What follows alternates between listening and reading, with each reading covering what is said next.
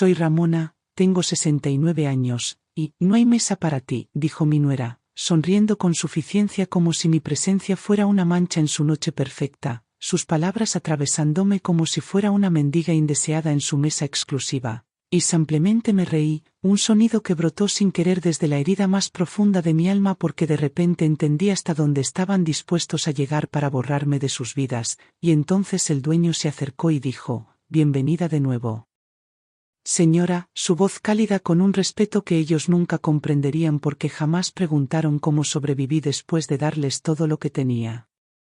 Antes de continuar mi historia, me encantaría saber desde dónde me estás viendo. Así que deja tu ubicación en los comentarios y dale like y suscríbete si quieres más historias sobre cómo enfrentarse a la traición familiar porque créeme, lo que ocurrió después te mostrará exactamente cómo convertí la humillación en la victoria más dulce de mi vida, y aunque pensaban que no era más que una carga, pasé 15 años construyendo algo que ellos jamás podrían imaginar mientras fingía seguir siendo la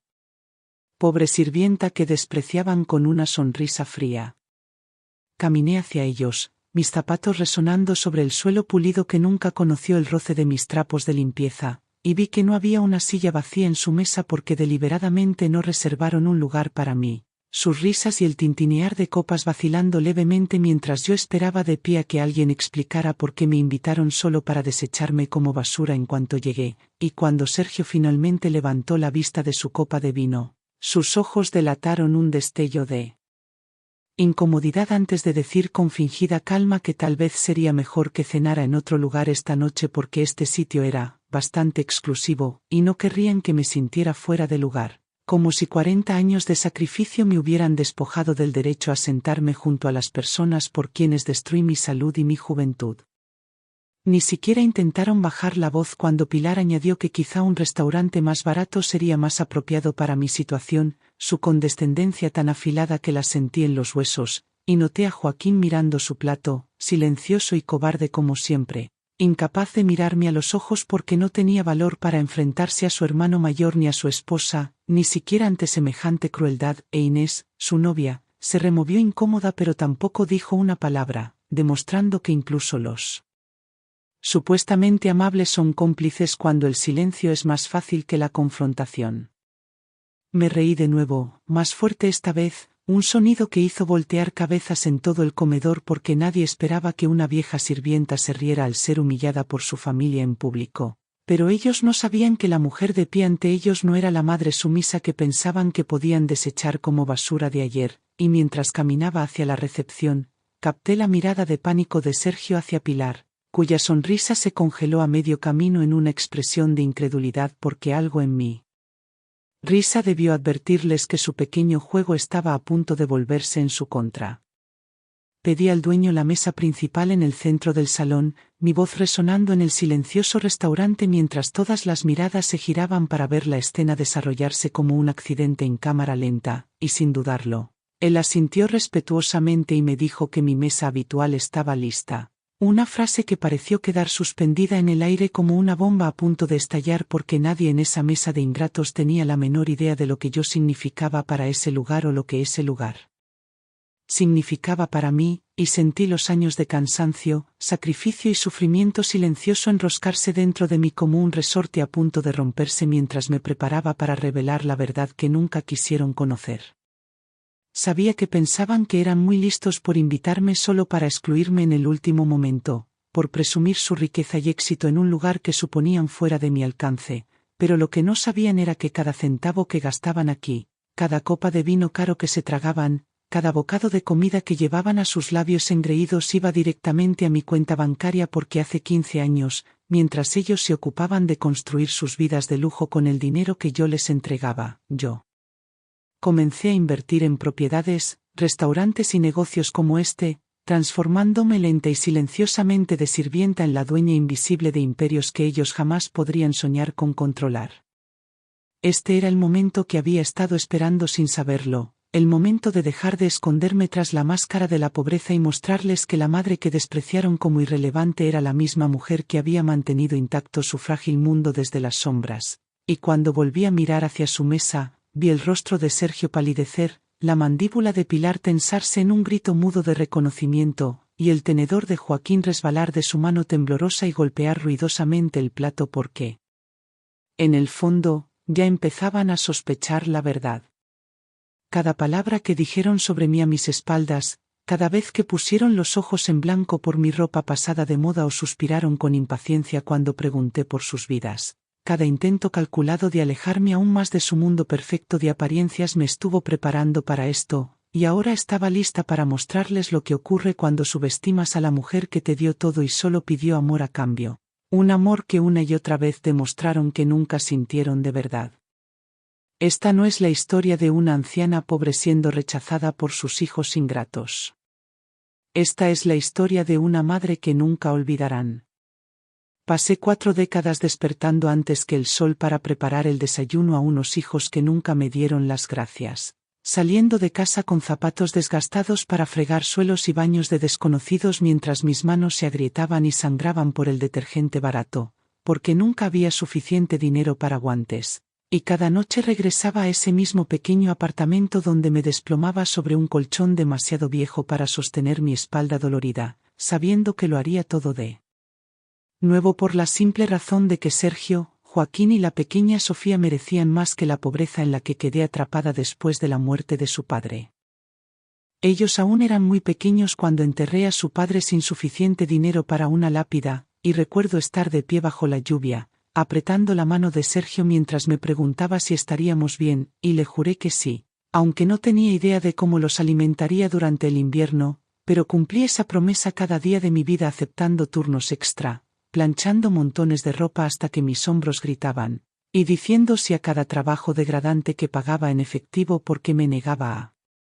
dejar que pasaran hambre o sufrieran como yo sufrí de niña.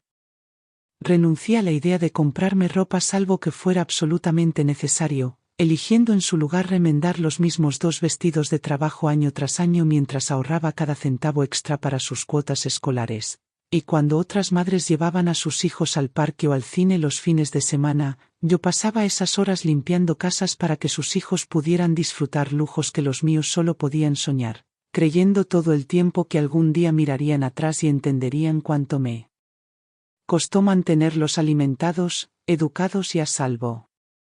Nunca les conté cuántas noches me quedé sin cenar para que ellos comieran hasta llenarse, ni cuántas veces lloré en la oscuridad porque no podía pagar la medicina para la tos de Sofía, que finalmente se convirtió en neumonía y se la llevó antes de cumplir 5 años, dejándome con un dolor tan profundo que dejé de creer que hubiera algo en este mundo para mí salvo el deber de mantener vivos a sus hermanos, y desde ese día endurecí mi corazón ante cualquier otro deseo porque el amor por ellos se convirtió en mi única razón para seguir respirando. Trabajé 16 horas al día en varias casas, cocinando para familias que me miraban por encima del hombro como si mi presencia contaminara sus cocinas, y soporté la humillación de que niños más jóvenes que Sergio se rieran de mi acento y mi inglés roto, porque lo único que importaba era que mis hijos tuvieran suficiente para comer, ropa limpia que ponerse y útiles escolares que no los señalaran como pobres ante sus compañeros. Pagué la secundaria privada de Sergio, sacrificando mi propia oportunidad de comprar un coche o mudarme a un barrio más seguro porque él necesitaba las conexiones adecuadas para asegurar una plaza en la universidad. Y cuando Joaquín tuvo dificultades académicas pagué tutores que apenas podía costear para que no se quedara atrás, creyendo que mis sacrificios construirían un futuro en el que ninguno de los dos conocería jamás la desesperación de una nevera vacía o una orden de desalojo pegada en la puerta. Cuando Sergio cumplió 18, le compré un coche usado con el dinero que había ahorrado durante 15 años de horas extra y saltándome comidas, aunque yo aún iba a mis trabajos a pie porque no podía permitirme otro vehículo. Y el día que le entregué esas llaves pensé que finalmente entendería la profundidad de mi amor, pero en cambio se quejó de que el modelo era demasiado viejo y me preguntó si podía ayudarle a cambiarlo por algo mejor. Joaquín fue más suave en su decepción, pero incluso él terminó por hablar de mí como un obstáculo para la imagen que quería proyectar ante sus amigos, pidiéndome que no lo visitara en los eventos universitarios porque le avergonzaba mi forma de vestir. Y cada vez yo sonreía y decía que entendía porque ya había aprendido que mi presencia en su nuevo mundo era una mancha que preferían ocultar, sin importar cuánto de mi trabajo había financiado su entrada en él. pagué la carrera de negocios de Sergio y el programa de ingeniería de Joaquín por completo, cubriendo su matrícula y libros mientras seguía trabajando como empleada doméstica para familias que se referían a mí como «la muchacha», incluso delante de sus hijos. Y no dudé en entregar mis ahorros de toda la vida para financiar la boda de Sergio cuando Pilar insistió en una ceremonia de destino que costó más de lo que había ganado en 2 años, creyendo que una madre generosa siempre sería amada y respetada a cambio. Cuando Sergio y Pilar compraron su primer departamento, pagué el enganche sin dudarlo, diciéndome que era mi deber asegurarme de que comenzaran su vida matrimonial con bases sólidas, y cuando Joaquín pidió ayuda para comprar un coche para ir a su primer trabajo, agoté mi fondo de emergencia porque él era mi bebé y los bebés nunca deben sufrir si su madre puede evitarlo, pero en todos estos años nunca vi una gratitud que durara más de un día. La verdad era brutal e innegable. Solo me amaban cuando daba. Solo me amaban cuando guardaba silencio. Solo me amaban cuando creían que no me quedaba nada más que ofrecer salvo cuidado gratuito de sus hijos y una presencia callada en el fondo de sus vidas perfectas, y en el instante en que ya no podía dar más o pensaban que podría necesitar algo a cambio, ese amor se volvía frío y duro, dejando al descubierto la realidad que me negué a ver durante décadas de trabajo agotador. Había criado a 2 hombres que ahora me trataban como una molestia. Este es el costo de criar hijos que nunca aprenden el valor del sacrificio porque su madre sufre todo por ellos. Y en la noche de esa cena, mientras veía a Pilar sonreír con desdén y a Sergio desviar la mirada, me di cuenta de que ya ni siquiera me veían como una persona, solo como una anciana aferrada a la relevancia en un mundo que ya había seguido adelante sin ella, una reliquia de pobreza y servidumbre que preferían mantener fuera de la vista. Pero estaban a punto de descubrir quién era yo realmente. Fue una semana después de esa cena cuando Sergio y Pilar llegaron a mi apartamento sin avisar, con sus sonrisas falsas y su simpatía ensayada apenas ocultando la impaciencia en sus ojos mientras me decían que habían estado pensando en mi situación y querían ayudarme a hacer la transición a un lugar más pequeño y manejable porque, según ellos, ya era hora de que admitiera que no podía seguir cuidando de mí misma, y mientras Sergio hablaba de comunidades de ancianos asequibles y residencias con todas las comodidades que pudiera necesitar, sentí que los años de sacrificio que había derramado en sus vidas colapsaban en una sola verdad asfixiante. Ahora me veían como un peso muerto. Ya habían decidido mi destino sin preguntar qué quería yo, y cuando Joaquín intervino para decir que sería mejor para todos que estuviera en un lugar donde la gente de mi edad pudiera mantenerse activa junta, escuché las palabras no dichas que no se atrevía a pronunciar, que mi presencia los avergonzaba, que mi pequeño apartamento con sus muebles viejos y cortinas gastadas era un inconveniente para la imagen cuidadosamente curada que proyectaban, y en ese momento me di cuenta de que mi utilidad para ellos había expirado en el instante en que dejé de pagar sus cuentas. Durante 40 años, fui su red de seguridad, su banquera, su niñera sin sueldo y su apoyo silencioso en cada logro que celebraron, y sin embargo allí estaban, planeando borrarme de sus vidas como si fuera un problema que había que resolver, y mientras sorbían el té que les preparé con manos que aún llevaban los callos de décadas de trabajo doméstico, me pregunté cómo se sentiría hablar de deshacerse de tu propia madre mientras te sientas en el hogar que ella sacrificó todo para darte. Asentí y sonreí ante sus sugerencias sobre residencias con actividades comunitarias y cuidados las 24 horas. Pero dentro de mi pecho la risa del restaurante resonaba cada vez más fuerte porque por fin entendí el regalo que sin saberlo me habían dado esa noche. Me habían liberado de la ilusión de la lealtad familiar y habían dejado espacio para que la mujer que oculté durante tanto tiempo saliera plenamente a la luz.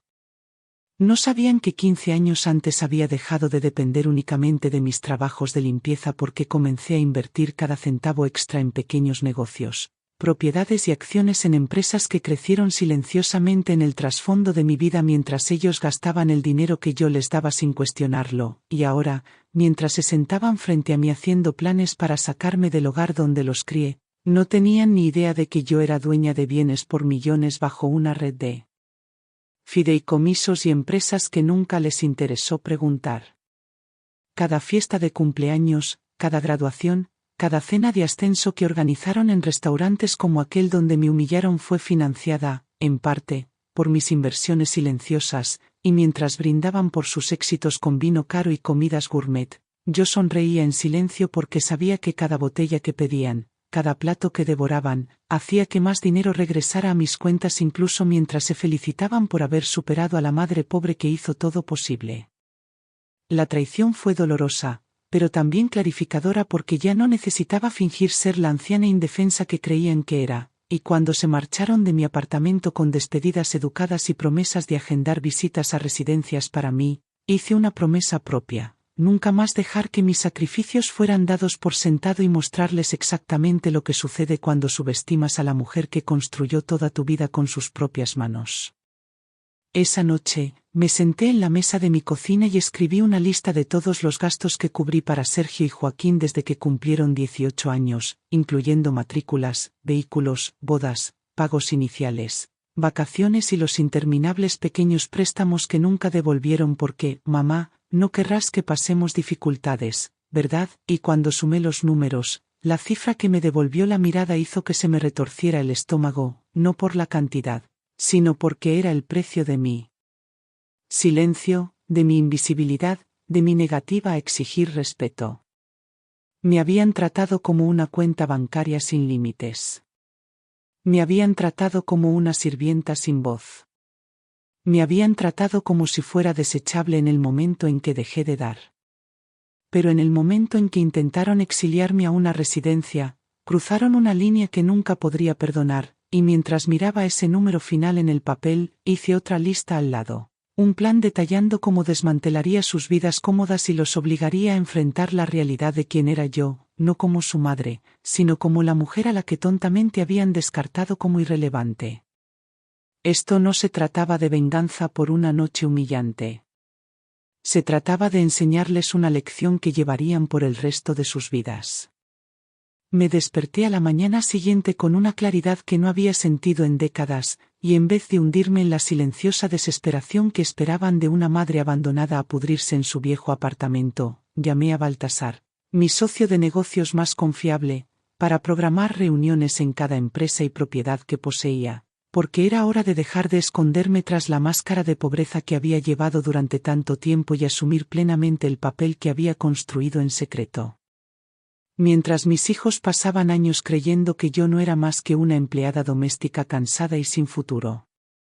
Durante 15 años fui la accionista mayoritaria del restaurante X, el mismo lugar donde Sergio y Pilar intentaron humillarme, y mi portafolio incluía 2 hoteles boutique, una empresa de logística y varias propiedades en alquiler por toda la ciudad, todas gestionadas bajo diferentes nombres y entidades para no atraer atención, porque aprendí muy temprano que la gente te trataba diferente cuando creía que no tenías nada y yo necesitaba ver quiénes eran realmente mis hijos sin la influencia de mi riqueza. Cada centavo que ahorraba de mis trabajos de limpieza lo invertía. Cada bono de fin de año que recibía de empleadores demasiado ricos para notar el dinero extra que faltaba de sus cuentas lo sumaba a un fondo creciente que se convirtió en la semilla del imperio que construí. Y mientras ellos se ocupaban de presumir sus autos nuevos y ropa de diseñador comprados con mi ayuda, yo revisaba estados financieros, me reunía con asesores hasta altas horas de la noche y compraba discretamente participaciones en negocios que otros consideraban demasiado arriesgados para alguien en mi posición. Para cuando me jubilé oficialmente hace 6 meses, hacía mucho que no necesitaba mis salarios de limpieza para sobrevivir, pero seguí trabajando a tiempo parcial porque quería mantener la ilusión de que era una anciana dependiente cuya vida se derrumbaría sin la asistencia de sus hijos, y ante sus ojos seguía siendo pobre, impotente e indigna de respeto. Incluso cuando mis negocios generaban más riqueza de la que cualquiera de ellos podría esperar ganar por sí mismos.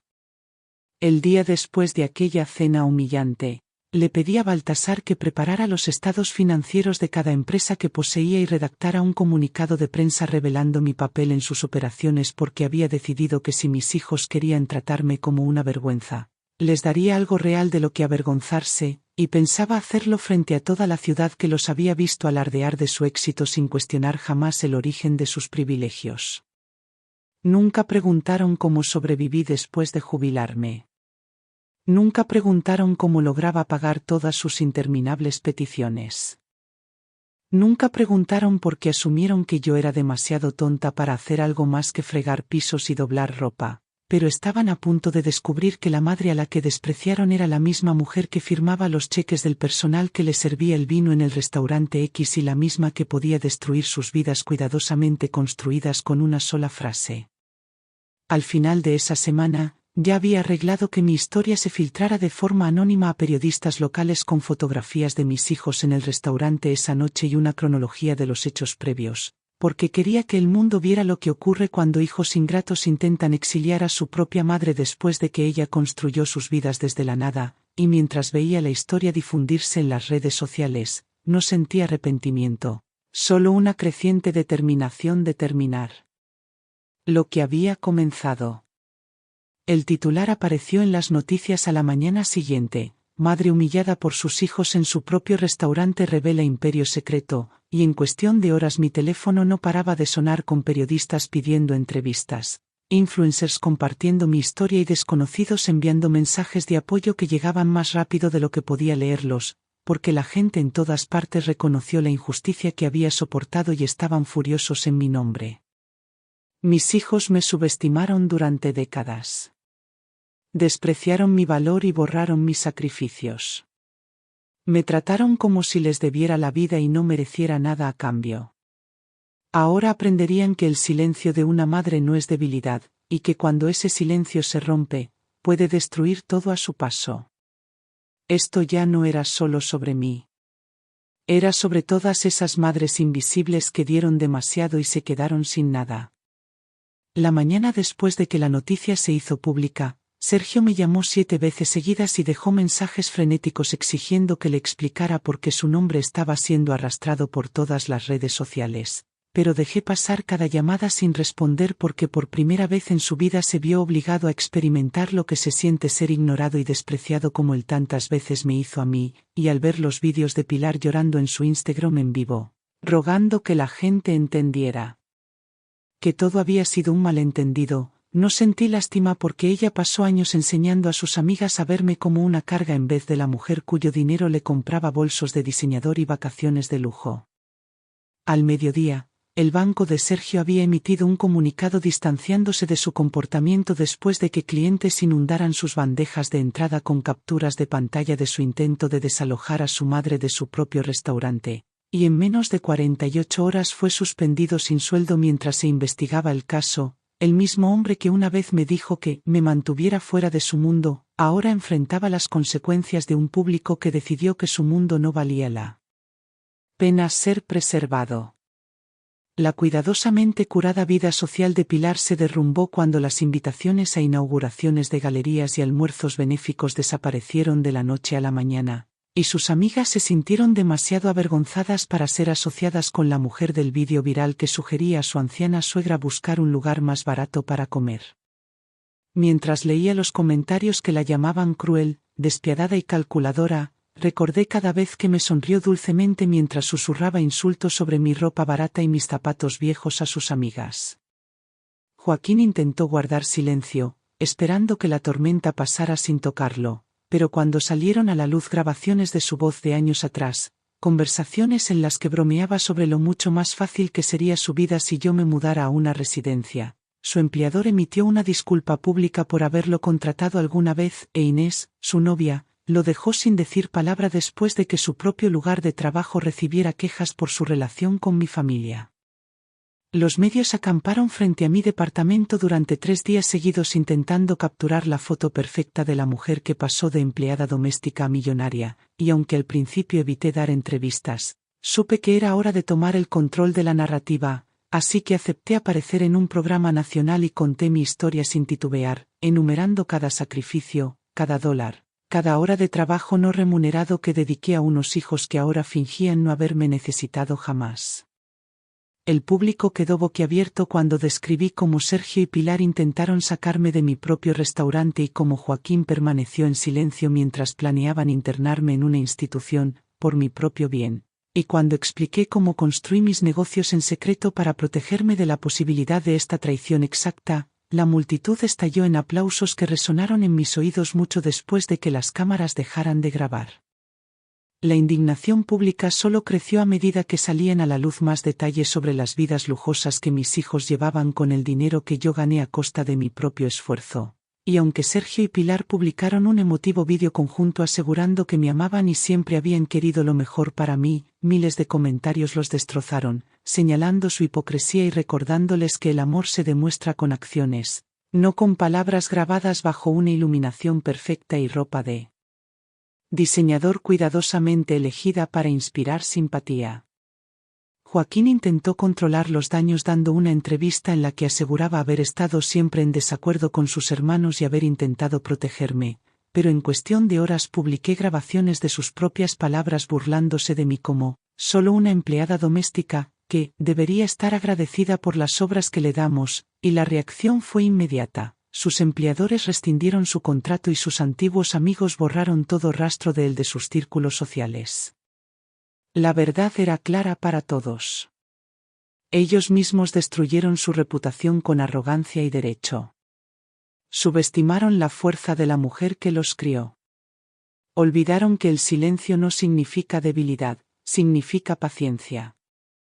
Y ahora mi paciencia se había acabado. Esto era solo el comienzo de lo que planeaba para ellos. En menos de una semana, el despido de Sergio se hizo oficial cuando el banco emitió un comunicado de prensa afirmando que sus valores no se alineaban con alguien que humilló públicamente a su madre anciana, y Pilar perdió su puesto de medio tiempo en la galería y después de que los miembros adinerados de la Junta, muchos de ellos también ancianos, expresaran su indignación por el trato que dio a la mujer que financió su estilo de vida. Supe por conocidos que Joaquín fue incluido en una lista negra de varias empresas de ingeniería después de que las grabaciones de él riéndose sobre esconder a mamá en un asilo se hicieran virales, y su rostro se convirtió en símbolo de arrogancia e ingratitud en portales de noticias y redes sociales. Ya no contestaban el teléfono cuando los llamaban reporteros, ni aparecían en público sin gafas de sol y sombreros calados para ocultar sus rostros, ni publicaban imágenes cuidadosamente seleccionadas de vacaciones o cenas lujosas porque cada foto se llenaba de comentarios furiosos exigiendo responsabilidades por la forma en que descartaron a su propia madre tras años de sacrificios que nunca reconocieron. Y supe entonces que los cimientos de sus vidas cuidadosamente construidas comenzaban a resquebrajarse bajo el peso de sus propias decisiones. 3 semanas después de que estallara el escándalo, los cité a todos en el restaurante X en una mesa privada que nunca habían notado porque jamás se interesaron en preguntar por mi relación con el lugar que tanto les enorgullecía visitar, y cuando llegaron, con el rostro demacrado, los ojos hinchados por la falta de sueño y la ropa ya no perfectamente planchada, los hice esperar mientras terminaba de revisar informes con Baltasar porque durante años fui yo quien esperó en cocinas, pasillos y estacionamientos por su atención, y ahora era su turno de sentir la punzada de ser obligados a esperar. Expuse mis condiciones con palabras claras y deliberadas que no podían confundir con sugerencias. Devolverían hasta el último centavo que alguna vez invertí en sus vidas, con intereses que sumaban más de $700.000. Trabajarían en mis negocios como empleados de nivel inicial ganando el salario mínimo hasta saldar la deuda por completo. Y vivirían en departamentos modestos gestionados por mi equipo legal para que experimentaran las mismas condiciones que yo soporté mientras ellos disfrutaban lujos que nunca me permití siquiera soñar.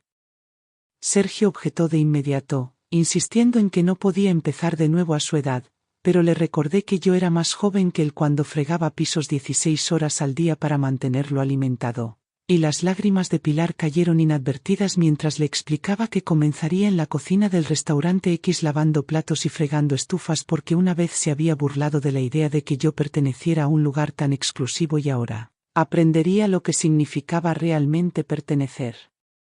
allí.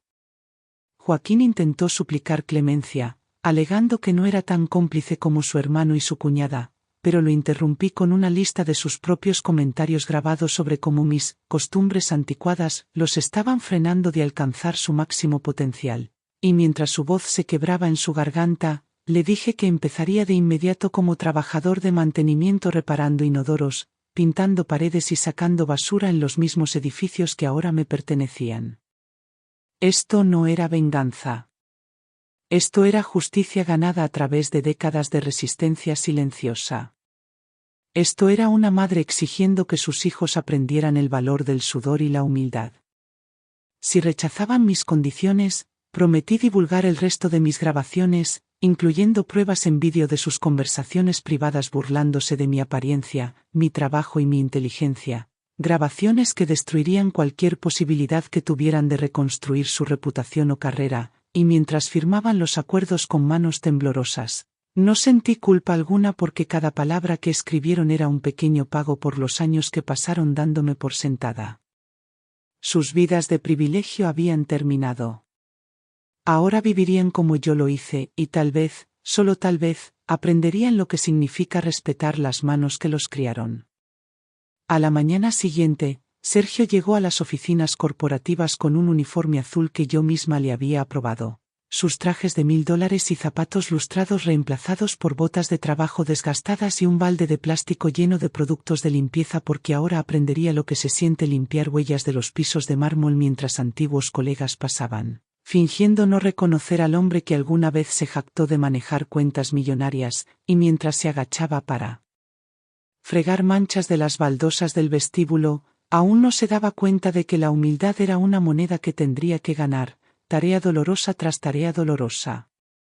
En el restaurante X, Pilar comenzó su primer turno en la cocina de pie sobre un fregadero lleno de cacerolas grasientas y utensilios chamuscados, sus manos manicuras en carne viva tras pocas horas por el jabón industrial y el agua caliente. Y aunque el chef principal no le dio trato especial, me informó más tarde que apenas pronunció palabra en todo el día mientras pasaba de estación en estación raspando comida endurecida de platos que nunca habría tocado en su vida anterior, y supe que apenas empezaba a sentir el peso de su nueva realidad. Joaquín inició su semana laboral en uno de mis edificios de apartamentos más antiguos reemplazando tuberías rotas y sacando basura a los contenedores. El mismo tipo de trabajo que yo soporté cuando limpiaba departamentos para familias que me veían como invisible, y el supervisor de mantenimiento me dijo que las manos de Joaquín se llenaron de ampollas en los primeros 2 días pero no dijo nada, trabajando en silencio junto a hombres mayores que no reconocieron su nombre de los titulares o, sí, lo hicieron, eligieron no mencionarlo. Sus primeros cheques de pago lo sorprendieron porque nunca habían sobrevivido con salario mínimo, y ordené a mis gerentes descontar la renta de sus modestos apartamentos antes de entregar lo que quedaba para que sintieran la ansiedad de estirar cada dólar para cubrir comida, servicios y transporte. Y Sergio me envió un mensaje una noche preguntando cómo logré vivir así durante décadas sin perder la cabeza, pero no respondí porque no era mi trabajo explicarlo, era su trabajo descubrirlo. Cada semana traía nuevos desafíos que no podían evitar. A Sergio le asignaron limpiar baños en el piso ejecutivo donde su antiguo jefe aún celebraba reuniones. Pilar se quemó 2 veces mientras aprendía a preparar verduras bajo un chef que no toleraba lágrimas, y Joaquín fue reprendido por dejar una mancha sin pintar en el baño de un apartamento. Y a medida que los informes llegaban a mi escritorio aprobaba cada nota disciplinaria porque yo había soportado peores cosas sin quejarme para mantenerlos vestidos y alimentados. Me recordé a mí misma que esto no era crueldad. Esto era una lección largamente postergada. Esto era la corrección de años en que tomaron de una madre que creían que nunca exigiría retribución. A medida que las semanas se convirtieron en meses, empecé a escuchar pequeños pero significativos cambios de sus supervisores. Sergio saludaba a cada empleado con respeto en vez de arrogancia. Pilar llegaba temprano y se iba tarde sin quejarse, y Joaquín descubrió que podía reparar una cerradura rota más rápido que hombres el doble de su edad porque estaba aprendiendo la satisfacción de terminar el día con su propio esfuerzo. Pero no me ablandé. No perdoné. Observaba de cerca para ver si estos cambios eran reales o simplemente actuaciones desesperadas para recuperar el acceso a la vida que habían perdido. Y cada noche al repasar mis notas me preguntaba si algún día podría permitirles volver a entrar en mi mundo como familia en vez de extraños. Me habían tratado como una sirvienta desechable. Ahora ellos eran sirvientes en mis empresas, y la ironía no se le escapaba a ninguno de nosotros. 3 meses después de comenzar su trabajo forzado, Les ordené que iniciaran servicio comunitario obligatorio en hogares de ancianos locales porque no era suficiente que soportaran el agotamiento físico. Necesitaban enfrentar la silenciosa desesperación de personas abandonadas por sus familias, personas como yo a quienes ellos habían planeado descartar sin pensarlo 2 veces, y al entrar en esos pasillos llenos de sillas de ruedas y fotografías descoloridas, finalmente vieron cómo habría sido su plan para mí si yo hubiera sido tan impotente como ellos creían. A Sergio le asignaron jugar a juegos de mesa y leer periódicos en voz alta a un grupo de ancianos que no recibían visitas desde hacía años, y después de su primer día, la directora del asilo me llamó para informarme que se sentó en silencio durante media hora mirando a un hombre que esperaba en la ventana a unos hijos que nunca llegaron, la misma clase de espera que yo soporté alguna vez por llamadas y visitas que nunca llegaron. Pilar pasó sus turnos pelando papas en la cocina del asilo y sirviendo comidas a residentes que se aferraban a sus manos, susurrando historias de hijos que ya no les hablaban, y aunque intentó ocultar sus lágrimas al personal, la jefa de cocina me contó que se derrumbó en la despensa en su 3er día porque finalmente entendió lo fácil que podría haber sido ella la mujer limpiando mesas mientras sus propios hijos reían en otro lugar.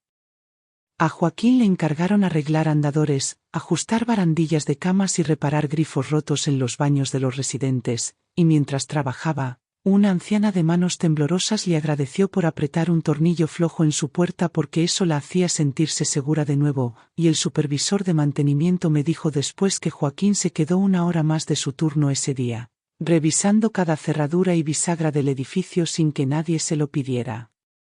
Por primera vez, estaban experimentando lo que significa dar sin esperar aplausos, trabajar sin el falso consuelo del estatus o la riqueza, y me aseguré de que documentaran cada hora de su servicio para que pudieran ver en blanco y negro el valor del trabajo que pasaba desapercibido para el mundo, el mismo tipo de trabajo que yo realicé durante décadas en su nombre. Cuando Sergio intentó enviarme un mensaje de texto describiendo cómo los residentes le recordaban a mí, no respondí porque no estaba lista para escuchar su culpa recién descubierta, y cuando Pilar escribió una carta disculpándose por sus palabras en el restaurante, la dejé sin abrir en mi escritorio porque las disculpas sin transformación eran solo palabras que ya había escuchado demasiadas veces antes. Sus lágrimas no borrarían los años que pasé cenando sola comidas frías después de turnos de 16 horas. Su agotamiento no borraría la humillación de que me dijeran que me sentara en otro lugar en un restaurante que yo misma poseía.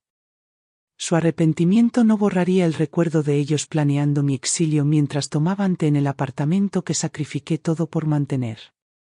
Pero seguí observando a distancia mientras los informes de los supervisores se volvían menos duros y más curiosos, señalando la disposición de Sergio para trapear pisos sin quejarse, el esmero de Pilar con los residentes frágiles en el comedor, y la dedicación de Joaquín para reparar cada objeto roto que se le asignaba porque algo estaba cambiando y necesitaba saber si eso perduraría una vez que ya no estuvieran bajo mi control. Esto aún no era redención. Esto era solo el comienzo de su ajuste de cuentas. 6 meses después de imponer mis condiciones, recibí informes detallados de mis encargados que mostraban mejoras constantes en su ética laboral y comportamiento, con Sergio llegando a hora temprano para limpiar oficinas sin necesidad de recordatorios, Pilar quedándose voluntariamente hasta tarde para ayudar a organizar los suministros en la cocina, y Joaquín arreglando la plomería rota en mis edificios de apartamentos con tanta eficiencia que los inquilinos comenzaron a pedirlo por nombre, pero aún me negaba a ablandarme porque años de traición no podían ser borrados con unos meses de trabajo duro. Cuando a Sergio le asignaron limpiar los baños en la suite ejecutiva donde antes dirigía reuniones como funcionario bancario, no se inmutó cuando un antiguo colega lo reconoció y tomó fotos que rápidamente se difundieron en línea. Y por primera vez no me envió mensajes frenéticos exigiendo que interviniera porque entendía que esa humillación era parte de la deuda que me debía, parte de la lección que me empeñaba en imponerle después de décadas de privilegio.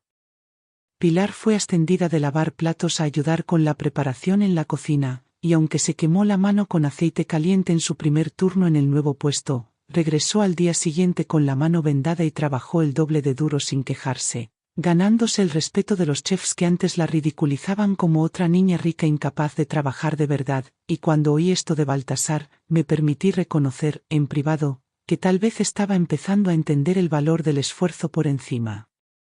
de las apariencias. Joaquín tomó turnos extra para cubrir a trabajadores de mantenimiento mayores que tenían lesiones, y el administrador del edificio informó que nunca pidió pago extra, diciendo solo que quería ayudar porque sabía lo que se sentía ser ignorado. Y aunque aún recordaba su cobarde silencio aquella noche en el restaurante, empecé a preguntarme si la humildad finalmente estaba echando raíces donde antes florecía la arrogancia. Habían comenzado a visitar los asilos de ancianos fuera de sus turnos obligatorios, con Sergio enseñando a un anciano a jugar ajedrez y Pilar llevando pequeños pasteles que horneaba en sus días libres para los cumpleaños de los residentes, mientras Joaquín se ofrecía a reparar muebles rotos sin cobrar nada, y ninguno de ellos sabía que yo estaba informado de estos actos porque había instruido al personal que no mencionara mi nombre, queriendo ver si su bondad perduraba sin la amenaza de consecuencias. Cuando revisé las grabaciones de seguridad del restaurante X y vi a Pilar arrodillada en el suelo de la cocina restregando las juntas sin que nadie se lo pidiera, recordé el día en que me dijo que debía comer en un lugar más barato y acorde a mi situación, y aunque la ira aún hervía bajo la superficie, no pude ignorar la evidencia de su cambio, evidencia de que ya no era la mujer que una vez me vio como un obstáculo para sus ambiciones sociales. El progreso de Joaquín fue lo que más me sorprendió porque siempre había sido el más débil de los dos hermanos, conforme con seguir el ejemplo de Sergio sin cuestionarlo, pero ahora trabajaba con una dignidad silenciosa que me recordaba al hombre que su padre podría haber sido si hubiera vivido lo suficiente para guiarlos hasta la adultez, y cuando una residente del asilo le dijo que deseaba tener un hijo como él, supe por el personal que lloró en el cuarto de suministros durante 10 minutos. Antes de regresar a sus tareas sin decir palabra. Durante años me habían tratado como una extensión de sus privilegios. Durante años habían medido mi valor por lo que podía darles. Ahora comenzaban a ver que la dignidad se gana, no se hereda. Pero aún no sabía si podría volver a confiar en ellos. 8 meses después de haber obligado a mis hijos a llevar vidas de trabajo y humildad, los convoqué a mi mansión para cenar porque quería ver con mis propios ojos si los cambios de los que escuchaba en los informes y por el personal eran reales o solo una actuación para recuperar el acceso a mi riqueza. Y cuando llegaron vestidos con ropa de trabajo sencilla y las manos ásperas y callosas, noté que no quedaba rastro de la arrogancia que antes llevaban como armadura a cada habitación. Entraron en silencio y se sentaron en la misma mesa de comedor donde yo había comido solo durante años mientras ellos celebraban fiestas y logros sin invitarme, y mientras los veía moverse nerviosos en sus sillas. Recordé las incontables veces que esperé en sus apartamentos durante horas solo para que me dijeran que los planes habían cambiado y no había lugar para mí, y ahora los dejé esperar, en silencio, para que sintieran el peso de ser ignorados. Sergio habló primero, su voz firme pero despojada de la confianza ensayada que antes mostraba en las salas de juntas, diciéndome que los últimos 8 meses habían sido los más duros de su vida pero también la primera vez que entendía el significado del trabajo honesto, y admitió que ya no me culpaba por la humillación pública porque ahora veía que fueron sus propias decisiones las que lo llevaron a ese punto. Pilar me sorprendió cuando dijo que planeaba inscribirse en una escuela de cocina después de completar su año en la cocina del restaurante porque había descubierto un amor por la cocina que nunca supo que existía, y aunque las lágrimas llenaron sus ojos al hablar de su crueldad pasada, no suplicó perdón ni ofreció excusas, sino que simplemente pidió una oportunidad para demostrar que ya no era la mujer que se burló de mí en aquella cena. Joaquín habló al final, sus palabras vacilantes pero honestas al admitir que nunca me defendió porque le faltaba valor, y dijo que trabajar con sus manos en mantenimiento le había dado un orgullo que nunca sintió en su trabajo anterior, y preguntó si alguna vez podría verlo como algo más que el niño callado que observó mientras su hermano y su cuñada me menospreciaban. Escuché sin hablar, midiendo sus palabras contra sus acciones de los últimos meses, y aunque una parte de mí aún quería cerrarlos completamente, recordé a los residentes de los asilos que nunca recibieron tales disculpas de sus propios hijos y me pregunté si negarles esta oportunidad me haría tan fría como ellos lo fueron conmigo. Les dije que podían seguir trabajando en mis empresas si así lo deseaban pero ya no bajo la amenaza de pagar deudas porque había decidido que su transformación era más importante que cualquier dinero que pudieran devolver, y para mi sorpresa todos eligieron quedarse. Sergio diciendo que quería completar el año como conserje, Pilar pidiendo permanecer en la cocina del restaurante, y Joaquín solicitando conservar su trabajo en mantenimiento porque por primera vez en su vida se sentía útil. Esa noche compartimos una comida sencilla preparada por Consuelo, mi ama de llaves, quien nos sirvió con la misma dignidad silenciosa que yo alguna vez llevé a hogares adinerados, y mientras comíamos, vi destellos de la familia con la que soñé durante décadas pero que nunca pensé que vería, una familia construida no sobre el privilegio sino sobre la gratitud y el respeto. Pero no los perdoné por completo. El perdón, les dije, no era un regalo que pudieran exigir, sino un proceso que tendrían que ganarse día a día con sus acciones, y les recordé que aunque no podía prometer la reconciliación, estaba dispuesta a dar el primer paso hacia ellas si seguían demostrando que habían cambiado. Asintieron en silencio, y vi en sus rostros una humildad que tomó años de sufrimiento construir, y por primera vez creí que había una posibilidad, pequeña pero real, de que pudieran convertirse en personas dignas de los sacrificios que hice. Esto no fue un final feliz. Esto fue el comienzo de una familia reconstruida de las cenizas de la traición. Han pasado 5 años desde aquella noche en mi mansión cuando permití a mis hijos dar los primeros pasos frágiles hacia ganarse mi perdón, y hoy puedo decir con tranquila certeza que la decisión de hacerlos responsables fue el acto más doloroso pero liberador de mi vida, porque los obligó a enfrentar no solo el daño que me causaron, sino también el vacío en sus propias vidas.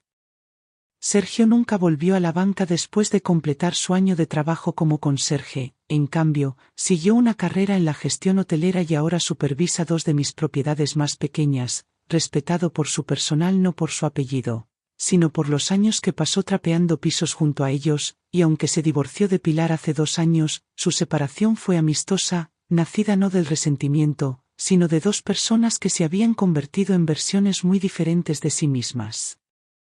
Pilar se graduó de la escuela culinaria y ahora trabaja como chef ejecutiva en el restaurante X, sus platos reciben elogios discretos en la industria, y se volvió a casar con un hombre que la valora no por las apariencias, sino por su resiliencia, y cuando trae a su pequeña hija a visitarme, no veo rastro de la mujer fría que una vez me dijo que buscara un lugar más barato para comer.